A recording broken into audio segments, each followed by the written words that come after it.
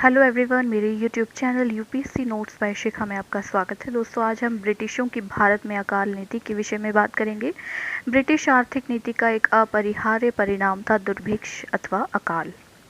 1765 से 1855 तक भारत में 12 बार अकाल पड़ा। सबसे पहले बंगाल में कंपनी के द्वैध शासन की स्थापना के साथ ही 1770 में बंगाल में भीषण अकाल पड़ा। इसके बाद 1784 में उत्तर भारत में अकाल पड़ा, 1792 में मद्रास में, 1866 में उड़ीसा में, 1776 से 78 के बीच मद्रास, बॉम्बे, उत्तर भारत व पंजाब में भीषण अकाल पड़े। इस काल में पड़ने वाले अधिकतर अकालों एवं भुखमरी के लिए ब्रिटिशों की आर्थिक नीति ही उत्तरदायी थी। उदाहरण के लिए, इस काल में रोजगार के अवसर कम होने के कारण लोगों की क्रय शक्ति बहुत कम हो गई, जिससे उनके लिए अनाज खरीदना मुश्किल हो गया। दूसरी ओर ब्रिटिश सरकार भारत से अनाज का निर्यात कर रही थी। किसानों के भुखमरी बढ़ाने में कृषि के व्यावसायीकरण की भी महत्वपूर्ण भूमिका थी। व्यावसायिक फसलों जैसे कपास, नील, अफीम, चाय, कॉफी, रबर आदि को अपनाने से मोटे अनाज के उत्पादन को गहरा धक्का लगा, जिससे भुखमरी बढ़ी। 19वीं सदी में औपनिवेशिक सरकार के अंतर्गत अकाल नीति का निर्धारण किया गया। अब बात करते हैं ब्रिटिश भारत में अकाल आयोग के विषय में। स्मिथ समिति जो 1860-61 में बनाई गई, 1860 से 61 में दिल्ली व आगरा में भीषण अकाल पड़ा। अकाल के कारणों का पता लगाने के लिए समिति का गठन किया गया। इसके द्वारा प्रस्तुत रिपोर्ट में कुछ खास परिणाम नहीं निकला। कैंपबेल आयोग का गठन 1866-67 में किया गया। इस दौरान उड़ीसा में अकाल पड़ा। इस अकाल की समीक्षा करने के लिए जॉर्ज कैंपबेल की अध्यक्षता में आयोग का गठन किया गया। आयोग ने निष्कर्ष निकाला कि अकाल जैसी घटनाओं के लिए सरकार जिम्मेदार है, क्योंकि पूर्व सूचना देने के बाद भी सरकार द्वारा कोई ठोस कदम नहीं उठाया गया। आयोग ने सुझाव दिया कि अकाल के समय राहत कार्यों की जिम्मेदारी का निर्वहन समाज सेवी संस्थाओं के अलावा सरकार को भी करना चाहिए। जिलाधिकारियों का उत्तरदायित्व है कि प्रत्येक संभावित मृत्यु को रोका जाए। आयोग के सुझाव पर सरकार ने केवल अल्प मात्रा में ही राहत कार्य किए।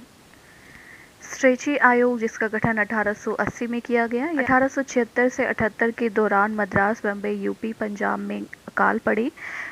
मद्रास इससे सबसे ज़्यादा प्रभावित हुआ। आरसी दत्त के अनुसार इन अकालों में 50 लाख लोग कालग्रस्त हो गए। 1882 में लॉर्ड लिटन द्वारा सर रिचर्ड स्ट्रेची की अध्यक्षता में इस आयोग का गठन किया गया। इस आयोग का कार्य अकाल से बचाव व प्रतिरक्षण के लिए सुझाव देना था। इसके द्वारा प्रस्तुत किए गए प्रमुख सुझाव थे: लोगों को रोजगार दिया जाए व समय समय पर मजदूरी का पुनर्निर्धारण किया जाए, अकाल संहिता का निर्माण हो, सिंचाई सुविधाएं विकसित हों, अकाल के समय भू राजस्व का संग्रहण रोका जाए, अकाल कोष का गठन हो, अकाल सहायता का खर्च प्रांतीय सरकारों को वहन करना होगा और आवश्यकता पड़ने पर केंद्रीय सहायता भी दी जाएगी।